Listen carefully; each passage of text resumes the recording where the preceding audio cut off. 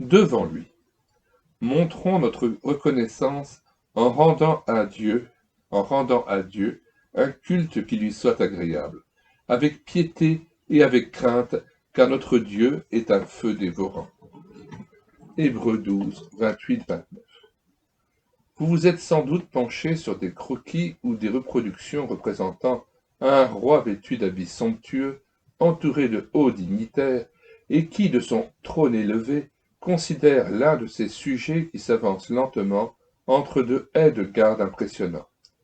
La personne introduite s'arrête à distance, met un genou à terre, garde le silence et attend que le monarque lui ordonne de se relever et l'autorise à lui exposer ses requêtes ou à lui rendre compte de ses services. Le sujet, soumis et respectueux, ne parlera pas avant d'y avoir été invité. Imaginez un instant la scène. La Bible nous cite le cas de Bathsheba qui va implorer David pour son fils. 1 Roi 1, 16-17. Et celui de la reine Esther qui, dans un grand tremblement, osa s'adresser au roi pour l'inviter à un festin préparé pour confondre Aman, le persécuteur des Juifs, Esther 5, 1-5.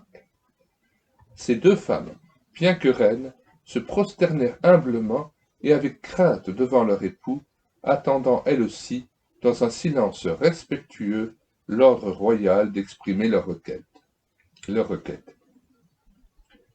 Qui s'approche de Dieu pour lui offrir son culte devrait garder à l'esprit cette scène de la scène du trône, avant de se présenter devant le roi des rois avec respect et soumission. Conscient que Dieu est au ciel, et nous sur la terre, Ecclésiaste 5, verset 1. Trop de chrétiens traitent le Seigneur avec désinvolture, en copain, s'autorisant de réduire orgueilleusement la distance qui les sépare du Créateur de gloire. Certes, le Christ consentit, il y a 2000 ans, à descendre parmi les hommes, à revêtir un corps humain pour les fréquenter. Plus encore, il se laissa clouer sur une croix, tel un malfaiteur pour les sauver. Aussi l'enfant de Dieu a-t-il désormais la liberté de s'approcher du trône de la grâce avec une pleine assurance. Cette invitation ne signifie nullement qu'il lui appartienne d'amener le Seigneur des Seigneurs à son propre niveau, de le rapetisser en quelque sorte pour converser plus familièrement avec lui. Le conseil de l'Ecclésiaste, ce grand roi, conscient de son infinie petitesse, reste toujours d'actualité. Prends garde à ton pied lorsque tu entres dans la maison de Dieu, et approche-toi pour écouter plutôt que pour offrir le sacrifice des insensés, car ils ne savent pas qu'ils font le mal. Ne te presse pas d'ouvrir la bouche, et que ton cœur ne se hâte pas d'exprimer une parole devant Dieu, car Dieu est au ciel, et toi sur la terre, que tes paroles soient donc peu nombreuses. Ecclésiaste 4, chapitre 17, verset 5.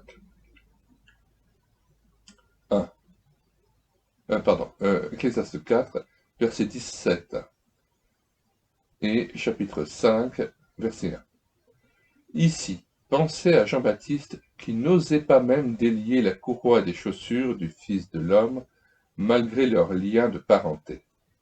Jean, l'apôtre, quoique sous le sang de Christ, fut saisi de terreur à Patmos pour avoir seulement entrevu, dans une vision fugitive, le Fils de Dieu vêtu de lumière et de gloire. Hommes et femmes qui l'abordaient jadis se prosternaient devant le Maître avec révérence, et les disciples mêmes, quoique journellement à ses côtés, l'appelaient respectueusement Maître et Seigneur. Et ils avaient raison de l'appeler ainsi. Jean 13, verset 13. Et nous donc, serions-nous plus que l'apôtre ou que Jean-Baptiste le prophète pour être dispensés de l'honorer? Ah, nous avons rudement besoin, et il faut le vouloir, de redécouvrir sa grandeur, afin de le servir avec crainte, respect, soumission et émerveillement. Le Dieu copain ne peut être grand et glorieux. On n'exalte pas son égal. Et puis, aurais-je oublié que le Dieu de miséricorde m'a cherché avec une extrême patience, puis accueilli et gracié à grand prix, alors que j'étais en pleine révolte? Aurais-je oublié qu'en dépit de mes infidélités répétées et de mes négligences sans nombre, inlassablement, il continue de me combler de ses biens, de me garder par sa puissance, afin que je partage en sa compagnie une éternité bienheureuse? C'est pourquoi je veux m'approcher de lui en toute humilité, conscient de sa grandeur et de son admirable bienveillance, pour proclamer son grand nom, ses perfections et ses actes d'amour. Mais alors, me direz-vous, comment oserais-je m'approcher de ce Dieu immense pour lui rendre le culte qu'il agrée? Avec simplicité et foi, en sachant que vous pouvez, grâce au sang de Jésus versé au calvaire, vous tenir humblement devant le Père. Il ne s'agit pas de sentir sa proximité, d'en prendre conscience, de visualiser cette présence, d'éprouver une émotion, mais tout simplement de croire qu'il est présent devant vous et en vous si vous lui appartenez. Répondez à cette divine présence, Matthieu 6,6, par un acte tout simple de confiance et de reconnaissance. Encore hésitant, vous prétextez peut-être. Mais je ne sais trop que lui dire, ni comment célébrer ce culte qui l'honore. Sa grandeur m'impressionne, et je crains d'exprimer des vérités du bout des lèvres. Donc de l'irriter, la bonne volonté ne suffit pas. Tant mieux si vous êtes à court de paroles. Devant lui, pas de bavardage. Devant lui, pas de bavardage. Rappelez-vous le conseil de Salomon cité plus haut. Ecclésiaste 5, verset 1. Soyez donc simple. Si vous ne savez que dire, gardez le silence devant lui. L'humoriste Raymond DeVos disait « C'est fou ce qu'on peut dire dans une minute de silence ». Ne riez pas de cette boutade. Après tout, elle n'est pas aussi stupide qu'elle en a l'air. Quelques minutes d'un silence vécu devant le Dieu de majesté est un échange qui apporte plus qu'on le croit. Ce sont des moments bénis d'adoration et d'émerveillement. Qui contemple le Père n'a guère envie de parler. Mais si je ne dis mot, immanquablement mes pensées vont se disperser, folâtrer de ci de là. Je le sais, l'adversaire s'y emploiera. Donc, si je comprends bien, je devrais m'efforcer de faire le vide dans mon esprit. Surtout pas, car Satan prendrait aussitôt la relève. Il vous glisserait l'oreille, efforce-toi de ne penser à rien, laisse-toi faire, demeure dans une attitude passive. Quiconque fait le vide sera submergé des pensées les plus diverses qui le tiendront loin de Dieu. Quand la maison est balayée, l'ennemi revient en force. Matthieu 12, 43 à 45. Il est plus sûr de s'attendre au Seigneur en lui disant simplement « Ô Dieu, capte mes pensées, je t'abandonne mon esprit pour que tu le purifies et le remplisses de toi. Tu es mon refuge et mon bouclier. Merci de ta victoire dans ce domaine. » Puis restez paisible et confiant devant Dieu, qui ne manquera pas d'intervenir, même s'il tarde un peu. Mais, ajouterez-vous, il m'arrive très souvent d'éprouver un sentiment de sécheresse et d'avoir l'impression de me trouver devant une porte fermée ou un Dieu absent, ce qui m'ôte toute envie de prier lorsque je le recherche. Ah, les impressions! Rassurez-vous, si vous cherchez Dieu, c'est qu'il vous cherche déjà. C'est lui qui a pris les devants. C'est pourquoi ne l'accusez pas d'avoir l'air de se dérober.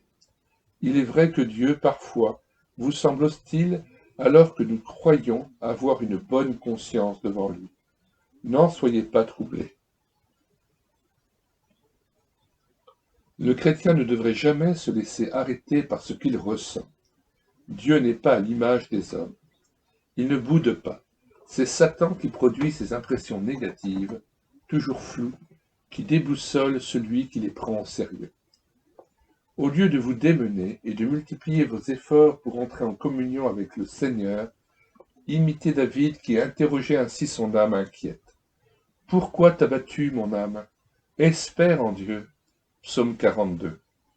Comme ce grand roi, dites résolument « Je refuse de me laisser perturber par de vagues impressions. Je tiens à placer ma confiance dans le Seigneur, mon secours. Dieu peut-il décevoir quiconque espère en lui? » Enfin, chaque fois que vous allez à l'écart pour lui rendre hommage, soyez conscient que l'occasion vous est donnée de servir le Seigneur. l'apôtre vous y encourage, lui qui accole les deux expressions « soyez fervents d'esprit » et « servez le Seigneur » comme si elle n'en faisait qu'une. Romains 12, 11. Être au service du roi des rois, quel insigne honneur! Que celui qui se glorifie dans le Seigneur. 1 Corinthiens 1, 31. Question. Êtes-vous réellement conscient de la grandeur de Dieu lorsque vous vous approchez de lui? Ne l'avez-vous pas trop facilement traité en copain? N'avez-vous pas trop souvent chanté ses louanges avec désinvolture? Qu'est-ce qui vous donne cependant la liberté de vous approcher de ce Dieu infiniment grand et redoutable? Qu'est-ce qui, éventuellement, vous empêche de le prier avec ferveur et joie?